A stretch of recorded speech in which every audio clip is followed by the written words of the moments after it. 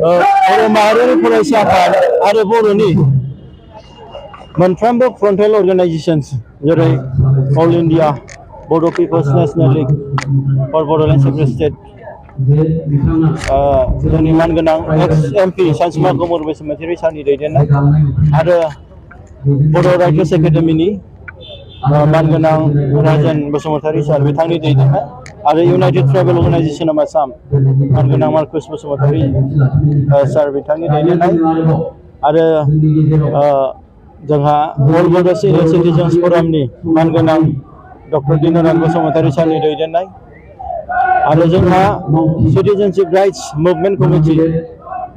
जोंनि मानगोनां गजेन हाज'वारि सार बिथांनि दैदेननाय दा जों बे गासैबो फ्रन्टेल अर्गानाइजेशन्स आरो बेजों लोगोसे बनसुनि दैदेननायाव नैबे जोंनि नैथि खलब बड'लेण्ड सोमावसारनाय जोंनि नैबे निउ दिल्लीनि जन्तर मन्तराव बे दिनै 5 तारिख एप्रिल 2023 जागायजेनबाय दा बर' माहारियारि फरायसा आफादनि जि मेन उद्देश्य आलादा रायजो सोरजिनाय आन्डार आर्टिकल 2 and 3 टु द कन्स्टिटिउसन अफ इन्डिया बेनि सायावनो जोङो नोजोर बोनानै जोंनि बे डेमनस्ट्रेशन 6 घन्टा डेमनस्ट्रेशन प्रग्राम आरो बे डेमनस्ट्रेशन प्रग्रामनि गेजेरजों जोङो भारतनि प्राइम मिनिस्टार हम मिनिस्टार आरो प्रेसिडेन्ट अफ इन्डिया आरो union state minister Ramdas Athawale बिथांमोननो जों मोनसे मेम'रेन्डाम जों दैथायहरनाय जागोन आरो बे मेम'रेन्डामनि गेजेरजों बे आर'जलाइनि गेजेरजों जोङो जोंनि बर'फोरनि जे समयसा बर'फोरनि आलादा रायजो सोमावसारनायनि जे मेन उद्देश्य जे थांखि जों मानो मोननांगौ जों गिबि ट्राइबेल जों गिबि जोंनि बे सा सानजा भारतनि जोङो दिनै बेनि सान्स अफ द सयल जों बिनिनो थागिबि फिसा हिसाबै जों दिनै जोंनि हाखौसो जों डिमान्ड खालामफिनदों जों गुबुननि हाखौ डिमान्ड खालामाखै जाय हाखौ जोंनि भारतनि संबिधान आर्टिकल 2 and 3 नि गेजेरजों जोङो दिनै मोनखानांगौ बेखौसो जों दिनै डिमान्ड खालामनो फैदों आरो बेनि गेजेराव जोङो दिनै गासै जों गोजोननाय मोनदों जिहेतु जोंनि मैखोम गोदान लाइमोनफ्रा जिहेतु आलादा रायजो सोरजिनाया दाबो जोबाखै आरो गोबां जोंनि गेदेमा रायजो राजा बिथांमोन आरो जोंनि मानगोनां गावबुरा बिथांमोनजों लोगोसे जोंनि इन्टेलेक्चुवेल्सफोर आरो जोंनि जे national Federation of smaller state जोंनि मानगोनां कमार सार बिथांमोन आरो जोंनि इउनाइटेड ट्राइबेल अर्गानाइजेशननि वुमेन्स विंनि आफादगिरि मेडाम जोंनि दौरि बिथाङाबो फैदों जों मैखोम भाबै बाहागो लाफैदों दा बेवहाय जोंहा गोजोननाय दं दि जोंनि बर'फोरनि जि मोनसे लं स्टेन्डिं डिमान्ड जि मुंख्लंफोरनि जि आद्रा थानाय सिमां आरो जे बे बर'फोरनि जे जाय मानसिफ्रा मावरिया जानांबाय रान्दि जानांबाय बिथांमोननि जि आसा बिथांमोननि जि सिमां गेदेमा बर' हारिनि जि सिमां बड'फा उपेन्द्रनाथ ब्रह्मनि जि सिमां आलादा बड'लेण्ड रायजो सोरजिनायनि बे जोंनि थांखिया दासिमबो थांनानै दङ आरो भारत सरकारा आरो आसाम सरकाराबो दिनैनि बे डेमनस्ट्रेशनजोंनो आरो बे मोनसे जों मेम'रेन्डाम गथायनायनि गेजेरजों दिनै बिथांमोनहा मिथिफिननो मोनबाय जे आलादा रायजो सोरजिनाय बड'लेण्ड सेपारेट स्टेटआ दासिमबो बर'फोरनि गोसो गोरबोनिफ्राय जोबाखै होननानै आलादा रायजो दा बड'लेण्ड आलादा रायजोआ जेब्लानाखि जाया मानो जों जेसेबांसिम जों बे बर' माहारियारि फरायसा आफादजों जगदान थानानै जों खामानि मावगोन अब्लासिम जोंनि बे बड'लेण्ड सेपारेट स्टेटनि सोमावसारनाया मोनफ्रोमबो पार्लियामेन्ट सेसनाव बे जाबाय थागोन दिल्लीनि बे जन्तर मन्तरावनो दा जोंनि दिल्लीनि जे मोनसे खेबनै थांनाय 2022 नि 8 आगस्टआव जों नैबे एखे जायगायावनो जों धरना होनानै जारिमिनारि जोङो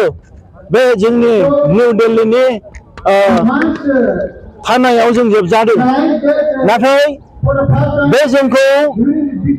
गोसो गोरबोआव बांसिन थुलुंगानाय होदों जोंखौ साहस होदों बे बिग्रायनायनि जे मोनसे माने जोंनि थाखाय स्ट्रेंथ होदों बेखौ लानानै आरो फिन खेबसे जों बांसिन गोसो गुदुं जानानै गोसोआव जोङो गोरा मोनसे माबा लानानै साहस लानानै जोङो दिनै आवगायबोफिनदों गोबाव समनि बड'लेण्ड बेहाय जों मोनसे बुस्थु नुबाय गुबुन हारिफोरा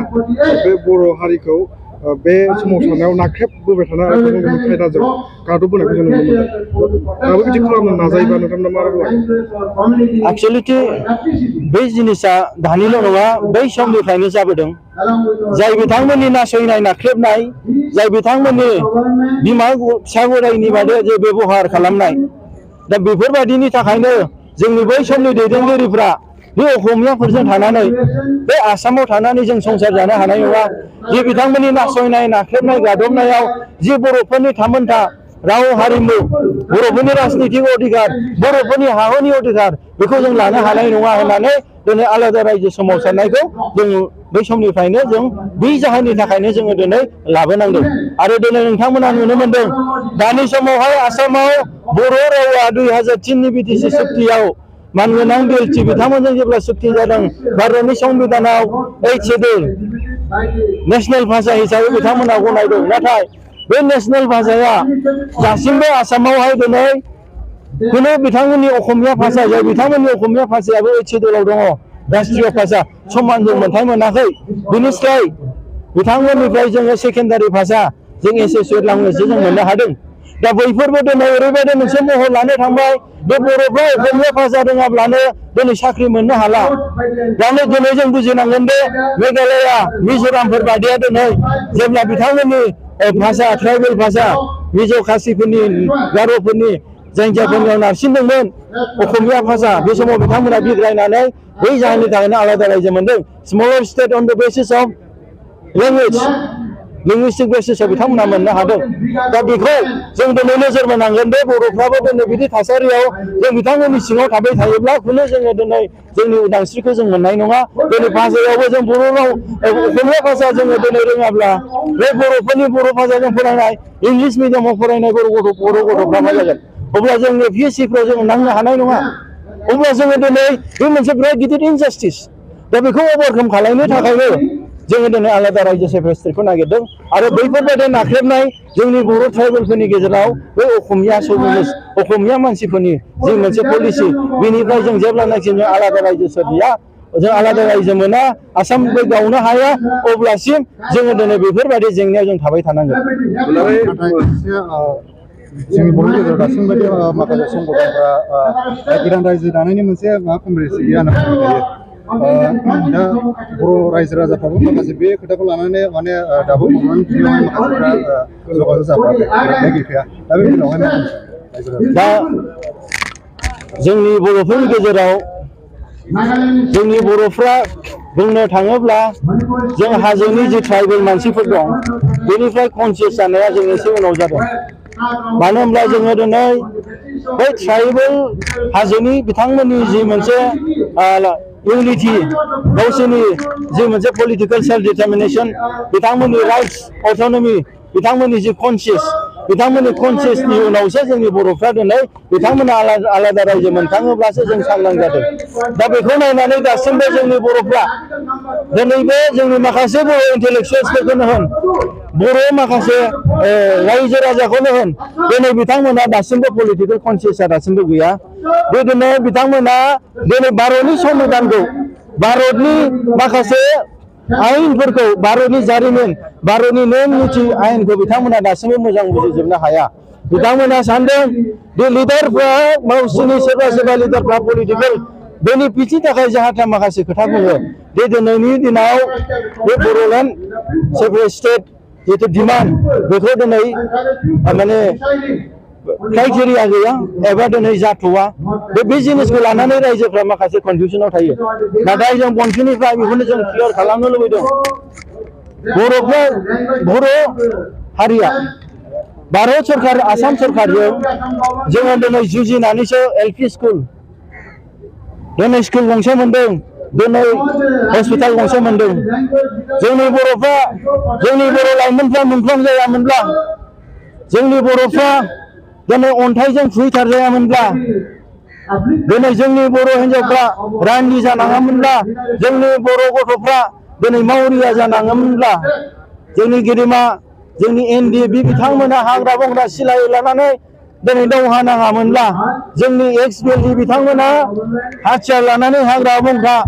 दिनै जाथिनि थाखाय थामोनथानि थाखाय दिनै बिथांमोना सेक्रिफाइस खालामामोनब्ला दिनै जों बे अबस्थायाव थानाय नङामोन। जोंनि भारत संबिधानाव आलादा रायजो सोरजिनायखौ दिनै बोखावनो थाखाय बिथांमोना रायजो जाया। नाथाय भारतनि संबिधानाव लिरनाय दङ दि दिनै मोनफ्रोमबो थागिबि मानसिफ्रा दि बिथांमोना दिनै गावसिनि मोनथायनि थाखाय राजनितिक अधिकारनि थाखाय दिनै गावसिनि थांनानै थानायनि थामोनथा हा हुनि रैखाथिनि थाखाय राव भाषानि थाखाय बिथांमोना दिनै नांनानै दिनै मोनसे आलादा रायजो मोननायनि दिनै मोनथाय दङ। दिनै इउनाइटेड नेशन्स डिक्लेरेशननि माबायावबो दिनै थागिबि बर' ट्राइबेल एबा गुबुन गुबुन ट्राइबेलफ्रा गावनि निजे खुंथायनि थाखाय निजे गावनि थांनानै थानायनि राजनितिक अधिकार निजे खुंथायखौ लानो थाखाय जोङो मोननांगौ अधिकार दङ। जोङो दिनै नाङालासिनो जों जिरायनानै खुनु मोनसे जिनिसखौ जों मोना। जों नुनो मोनदों दि बर'फ्रा मोनसे गोथार थांखि लानानै आलादा रायजो सोरजिनो थाखाय दावहा नांबोदोंमोन, सेक्रिफाइस खालामबोदोंमोन BSC BTC आरो नै दानि बिटिआर। नाथाय मोनसेल' थांखि आलादा रायजोसोमोन। नाथाय जोंनि लिडारफ्रा स्ट्रं नङैयाव दुरबलाव दिनै बिथांमोना सोरबाया सारेन्डार जानांबाय, सोरबाया गोसो गैयाब्लाबो सारेन्डार जानांबाय, सोरबाया आखाइ दिखांबाय, सोरबाया मेंबाय, सोरबाया दिनै राजनितिक माने मुलाम्फानि थाखाय उन खारनानै जोंनि माखासे माबाखौ बर'नि सिमांखौ खालामबाय। दा बेवहाय जोबनानै थांबाय। नाथाय जोङो दिनै आलादा रायजो जाया होननानै जों जिरायनानै थानांगौ गैया, जों मोना होननानै जोङो सिरि थानांगौ नङा। जोङो जेब्लानाखि जोङो आलादा रायजोखौ जों आवाज होनानै भारत सरकारखौ कम्पेल खालामा नारसिना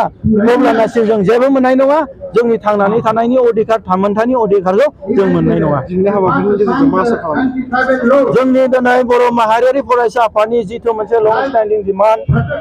बड'लेण्ड सेपारेट स्टेट, दा बे सेपारेट स्टेटआ दिनै फैनानै दि जोङो दिनै मोनगोन बे नङा। गोबाव सम जों फैनांगोन, जों खस्थ' लानांगोन। नाथाय जोंनि भारत सरकारखौ जों पार्लियामेन्ट सेसनबा जों फैनानै जों बिथांमोनखौ रिमाइन्ड खालामनांगोन। बिथांमोननाव बारे बारे जोङो मेम'रेन्डाम होनांगोन, बिथांमोनखौ जों प्रेसार खालामनांगोन। अब्लासो जोङो दिनै जोंनि खुद्रिनायखौ बिथांमोना खोनासंनो हागोन। आरो जोङो फैबाय थानाय समाव जोंनि डेमनस्ट्रेसन दिल्लीनिल' नङा, गोबां आदब खायदाजों जों माबोरै सेन्ट्रेल गभर्नमेन्ट, स्टेट गभर्नमेन्ट एबा बुरियाक्रेट्सफोरखौ जों प्रेसार होनो हागोन, नैबे अंगखौसो जोंनि बर' माहारियारि फरायसा आफादा फैबाय थानाय समाव जों स्टेप लानो थांगासिनो दङ।